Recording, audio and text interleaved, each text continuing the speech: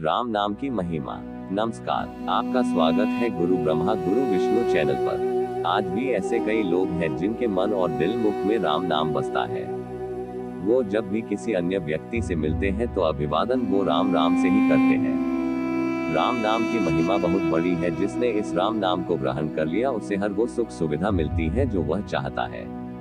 आइए जानते हैं कि कितनी बड़ी है राम नाम की महिमा। राम शब्द के संदर्भ में स्वयं गोस्वामी तुलसीदास जी ने लिखा है, करो कहा लगी नाम बढ़ाए, राम न सकही नाम गुण गाए। स्वयं राम भी राम शब्द की व्याख्या नहीं कर सकते, ऐसा राम नाम है। राम विश्व संस्कृति के अप्रतिम नायक है। वे सभी सद्गुणों से युक्त है। वे मानवीय मर्यादाओं के पालक और संवाहक है। अगर सामाजिक जीवन में देखें तो राम आदर्श पुत्र, आदर्श भाई, आदर्श मित्र, आदर्श पति, आदर्श शिष्य के रूप में प्रस्तुत किए गए हैं।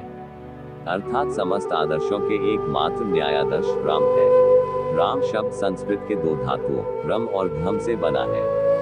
रम का अर्थ है रमना या निहित होना और घम का अर्थ है ब्रह्मांड का खाली स्थान। इस प्रकार राम का अर्थ सकल ब्रह्मांड में निहित या रमा हुआ तत्व यानी चराचर में विराजमान स्वयं ब्रह्मा। शास्त्रों में लिखा है एल रमन्ते योगिनः अस्मिन् सा राम उच्यते, अर्थात योगी ध्यान में जिस शून्य में रमते हैं उसे राम कहते हैं। राम नाम का एक ही उच्चारण कई गुना पुण्य प्राप्त होता है। और जो भी राम नाम का मन ही मन जपता है उसे सृष्टि के सारे सुख मिलते हैं। कुछ जाने राम भगवान से जुड़ी बातें। भगवान राम भगवान विष्णु के 7वें अवतार है। 1. राम नाम रघु राजवंश के गुरु महर्षि वशिष्ठ ने दिया था। 2. राम का अवतार एक पूर्ण अवतार नहीं माना जाता है क्योंकि उनको 14 कलाएं ज्ञात थी। श्री कृष्ण 16 की 16 कलाओं में पारंगत थे। ऐसा जानबूझकर किया गया था क्योंकि रावण को कई वरदान प्राप्त थे, लेकिन एक मनुष्य उसका वध कर सकता था। 3. जब राम अवतार का प्रयोजन सिद्ध हो गया तब राम जी को किसी साधारण मनुष्य की तरह ही अपना शरीर त्यागना था। लेकिन उनके परम भक्त हनुमान के होते यमराज के लिए राम जी तक पहुंचना संभव नहीं था। इसलिए राम जी ने जमीन में पड़ी एक दरार से अपनी अंगूठी गिरा दी और हनुमान से उसे लाने के लिए कहा। हनुमान जी उसे खोजते खोजते नागलोक पहुंच गए और वहां के राजा से राम जी की अंगूठी के बारे में पूछा।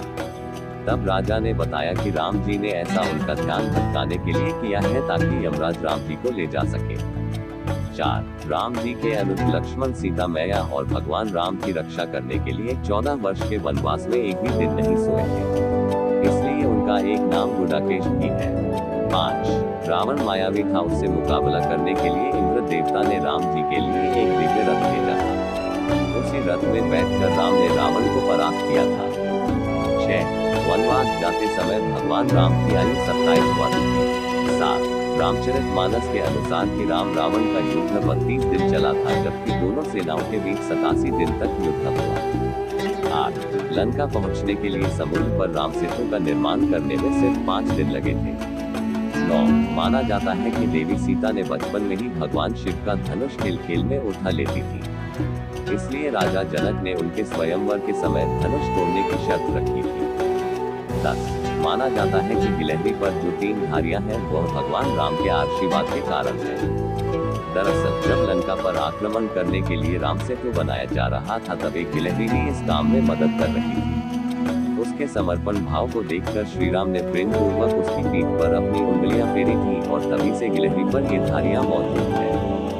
11. रावण खुद को अजेय समझता था, लेकिन एक बार राजा अनरण्य ने उसे शाप दिया कि उनके वंश से उत्पन्न युवक ही उसकी मृत्यु का कारण बनेगा। श्री राम राजा अनरण्य के वंश में ही जन्मे थे। 12. भगवान राम 4 भाई थे, राम, लक्ष्मण, भरत, शत्रुघ्न और उनकी एक बड़ी बहन भी थी जिनका नाम शांता था। 13. राम जी के धनुष का नाम कोदन था। 14. भगवान विष्णु के 1000 नामों में राम नाम 394 नंबर पर दर्ज है। 15. भगवान विष्णु के अवतार परशुराम ये नहीं जानते थे कि श्री राम ही विष्णु अवतार है। इसलिए उन्होंने राम जी को विष्णु जी के धनुष में प्रत्यंचा चाहने को कहा, जिसे राम जी ने आसानी से चढ़ा दिया और परशुराम जी भी राम जी के असली स्वरूप को जान गए। 16. रावण अपने समय का सबसे बड़ा ज्ञानी था, इसीलिए एक बार राम जी ने रावण को महाब्राह्मण कहकर पुकारा था और उसकी मृत्यु के समय लक्ष्मण को उससे ज्ञान प्राप्त करने के लिए भेजा था। 17 लंका पर चढ़ाई करने से पहले श्री राम ने रामेश्वरम में शिवलिंग बनाकर शिव आराधना की थी। आज भी रामेश्वरम हिंदुओं के सबसे प्रमुख तीर्थ स्थलों में गिना जाता है। 18 सीता जी के स्वयंवर में राम जी ने शिव जी के जिस धनुष को तोड़ा था उसका नाम पिनाक था। 19 इस जंगल में भगवान राम, सीता मैया और लक्ष्मण जी ने वनवास काटा था और जंगल का नाम दंडकारण्य था।